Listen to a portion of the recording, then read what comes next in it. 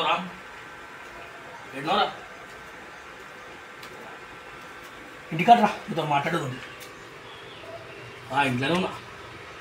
ఏం లేదురా, మీరు రా చెప్తాను. ఏం లేదురా బాబు, బాయ్ జాబ్లు ఎట్లా దొరుకుతలు. అవును, క్రికెట్ బెట్టింగ్ ఆడదామని చూస్తున్నా. స్టార్ట్ చేస్తారు ఇప్పటి నుంచి బెట్టింగ్. ఇప్పుడు ఛాయ్ అంటే పైసలు ఉండవు. ఇప్పుడు మా పైసలు ఎక్కడ తీసుకొస్తావా? బండి ఉందా?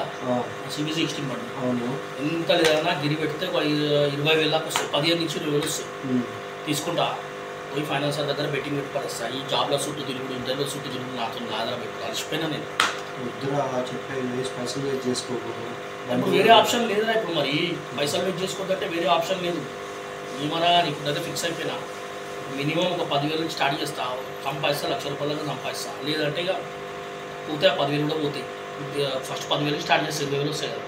పోతే 10,000-20,000 పోతే వస్తేనేమో ₹1,00,000 వస్తాయి. దమ్ము కూడా నాన్న సంపాదించుకున్నాను. చూసాం ఈసారి బెట్టింగ్లు ఆడతా, పత్తాలు ఆడతా, గుర్రం రేజులు ఉన్నాయి. బెట్టింగ్ ఒకటే ఉందా, ఇంకా 2-3 ఆడతానే. సరే ఇష్టం మరి చెప్పి చెప్పాలి. ఇక నాకు వేరే ఆప్షన్ లేదురా. నేను చేసే తప్పు రైట్ కూడా నాకు తెలియదు. నాకు మాత్రం పైసలు కావాలి. దానికోసం ఏమన్నా చేస్తాను.